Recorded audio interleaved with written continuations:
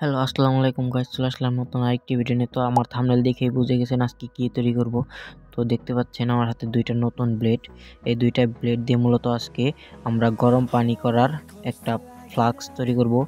তো আপনারা কি বলেন আমি জানি না। তো এই ব্লেডগুলো আমাদের এখানে 5 টাকা পিস, আপনাদের এখানে কয় টাকা পিস সেটা অবশ্যই আমাকে কমেন্টে বলে যাবেন। তো আমি ব্লেড দুইটাকে খুলে নিলাম। খুলে নেওয়ার পরে যে দেখতে পাচ্ছেন আমার হাতে দুইটা ব্লেড নতুন, একেবারে নতুন। আপনারা পুরান ব্লেডও ইউজ করতে পারেন।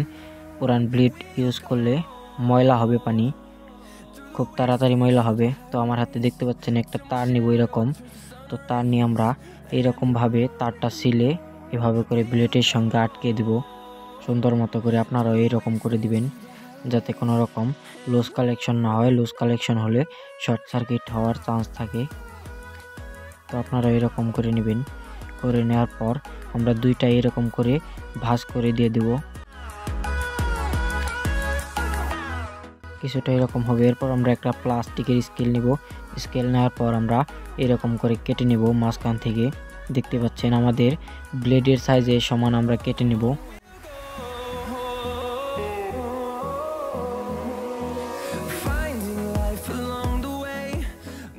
কেটে নিলাম, দেখতে পাচ্ছেন। এখন আমরা সুপার গ্লু আঠা দিয়ে ব্লেডটা এটার সাথে লাগিয়ে দিব। তো আমার চ্যানেলের নতুন দর্শক হয়ে থাকলে অবশ্যই একটি লাইক দিয়ে চ্যানেলটি সাবস্ক্রাইব করে দিবেন এবং আমার ভিডিওটি ভালো লাগলো কিনা সেটা অবশ্যই কমেন্টে জানিয়ে দিবেন। তো আমরা এরকম করে সুপার গ্লু আঠা দিয়ে লাগিয়ে দিলাম। আমরা দুইটাই একই রকম করে লাগিয়ে দেব। তো সুপার গ্লু আমরা এই ভিটেও দিয়ে নিলাম। দেওয়ার পর আমরা খুব সুন্দর করে লাগিয়ে দিয়ে দিলাম।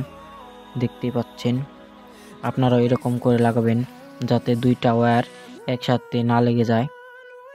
এরপর আমরা একটা কেবল টাই নিয়ে এভাবে লাগিয়ে দিব। আপনারাও লাগিয়ে দিবেন যাতে এটা আরো মজবুত হয়ে ওঠে। তো আমরা এখন একটা গ্লাসে কিছুটা পরিমাণ পানি নিব। এরপর আমরা লাইন দিব। গাইস, এটা চালু দেওয়ার আগে একটা কথা বলি, এটা আপনারা বাচ্চাদের থেকে খুবই দূরে রাখবেন, কারণ এটা 220 ভোল্ট এসি কারেন্টে চলা একটি ফ্লাক্স। এটা আপনাদের খুব জোরে একটা ঝটকা দিতে পারে। তো তাই বলি বাচ্চাদের থেকে এটা দূরে রাখবেন। তো দেখতে পাচ্ছেন ইতিমধ্যে পানি গরম হওয়া স্টার্ট হয়ে গেছে, এখানে বুগবুগি উঠছে। তো আমি গ্লাসটার মধ্যে হাত দিয়েছি, দেখতে পাচ্ছেন কোনো শর্ট লাগলো না, কারণ এটা প্লাস্টিকের গ্লাস। আপনারা এরকম প্লাস্টিকের গ্লাস ইউজ করবেন, কোনো স্টিলের গ্লাস ইউজ করবেন না, তাহলে আপনাদেরও কারেন্টের শক লাগতে পারে।